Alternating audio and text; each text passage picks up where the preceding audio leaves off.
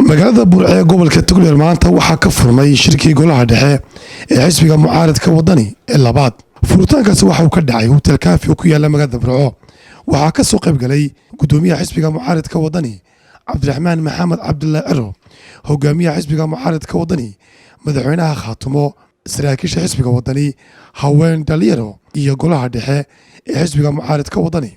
munaasabadaasi ugu horeyntii waxaa ka hadlay gudoomiyaha golaha dhexe xisbiga mucaaradka wadani Cismaan Afgaab, waxaanu ka sheekeeyey qaabka la soo qabanqaabiyey iyo go'aamada lagu gaari doono shirka golaha dhexe ee xisbiga mucaaradka wadani. waxa aan si gaara ugu mahadnaqayaa tiimkii aan wada shaqaynaynay intii hawshani socotay xarunta oo hogaaminaya xogayaha guud. waxa kale oo aan iyagana u mahadnaqayaa guddidii tusmaynta iyo qabanqaabada. waxa kale oo aan u mahadnaqayaa marti sharafta halkana la fadhido madaxda xisbiyada qaranka, madaxweynihii Khaatumo Professor Cali Khaliif Galayd, guddida diiwaangelinta axsaabta qaranka iyo dhammaan marti sharafta halkan ku sugan. dhammaantiin baa waxaan leenahay waa mahadsantihiin sida wanaagsan aad noogala soo qayb gasheen shirka golaha dhexe kalfadhigiisii labaad oo maanta ka furmayo bishii 8 tahay magaalada madaxda gobolka Togdheer. marti sharafkii maanta ka hadashay ka qayb gashay shirka golaha dhexe wadani waxaa ka mid ahaa gudoomiyaha labaad ee xisbiga muxaafidka kulmiye Axmed Cabdidheere, gudoomiyaha gobolka Togdheer, madaxweynaha maamulka Khaatumo iyo mas'uuliin kale. waxaanay hambalyo u direen xisbiga mucaaradka wadani. aad iyo aad baan ugu faraxsanahay inaan kala soo qayb galo maanta anoo afkayga iyo afka maamulka gobolka ku hadlaya xisbiga wadani furitaanka shirka xisbiga wadani ee qaybtiisa labaad lagu qabanayo magaalada Burco. dhammaantiin waa idin soo dhawaynayaa, aad iyo aad baa u mahadsantihiin. waxaan idinku hambalyaynayaa shirkiinna golaha dhexe ee labaad ee ku qabsateen maanta halkan xaruntan gobolka Togdheer. aad iyo aad baan idinku hambalyaynayaa, waanaanu idinkala soo qayb gallay, waanaanu idinku faraxsannay inaad shirkiinnii halkan ku qabsataan. xusbiga kulmiye inuu lumiyey inuu sameeyo saaxaddii siyaasadda iyo inuu gacan qabto iyo inuu kiisaba dhiso wuu lumiyey baanu leenahay.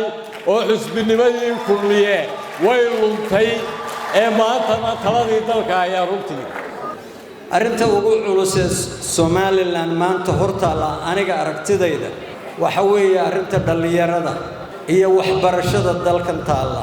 arrinta dhalinyarada iyo haddaan si fiican looga fekerin meelaha wax laga baranayo ama iskuulaha ahaadeen ama jaamacadaha ahaadeen, haddaan arrimaha laga fiirsan, haddaan arrimaha la xidhiidhin kartida iyo aqoonta looga baahan yahay maxay tahay.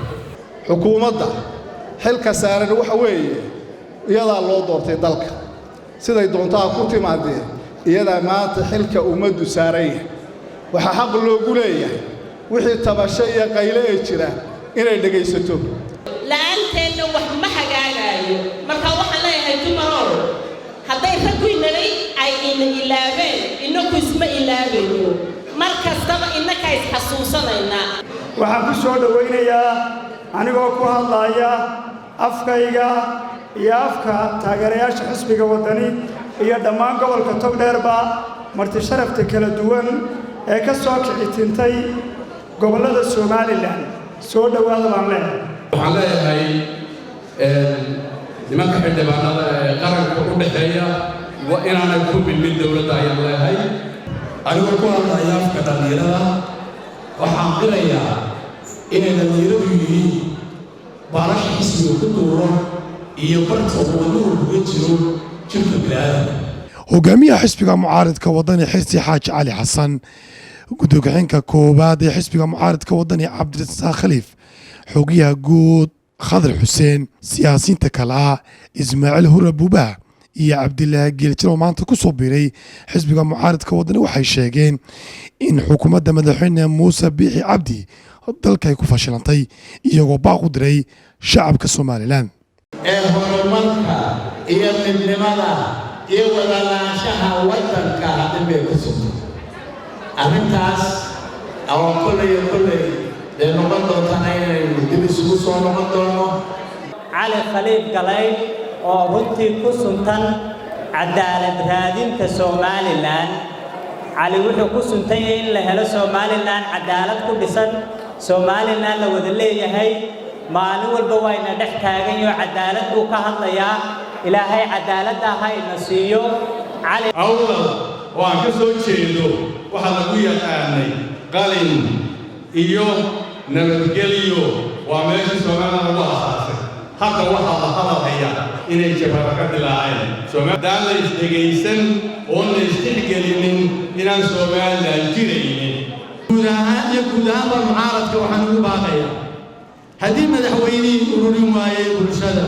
oo uu noqday firdhiye oo aa arkayseen fariintii uu soo dhiibay taliyaha ciidanka ee xanafta sidatay haddii aa arkayseen cali khaliif galaydh brofesoorka madaxweynaha iyo brofesor samatar hadalkii dheeraa ee ay la mareen somalilan ee ahayd somalilan la wada leeyahay oo cadaalada oo loo siman yahay haddaa intaba arkayseen gabagabadii munaasabadaasi waxaa ka hadlay oo hadal qaatay 30 daqiiqo ka jeediyey gudoomiyaha xisbiga mucaaradka wadani cabdiraxmaan maxamed cabdullaahi al waxa uu sheegay waxaan u mahadnaqayaa hoggaanka xisbiga iyo dhammaan xubnaha golaha dhexe ee xisbiga wadani waxaan u mahadnaqayaa dadweynaha reer somalilan ee taageerada la garab taagan xisbiga ee dibadda iyo gudahaba jooga waxaan si buuxda u taageerayaa shirka lagaga dhawaaqay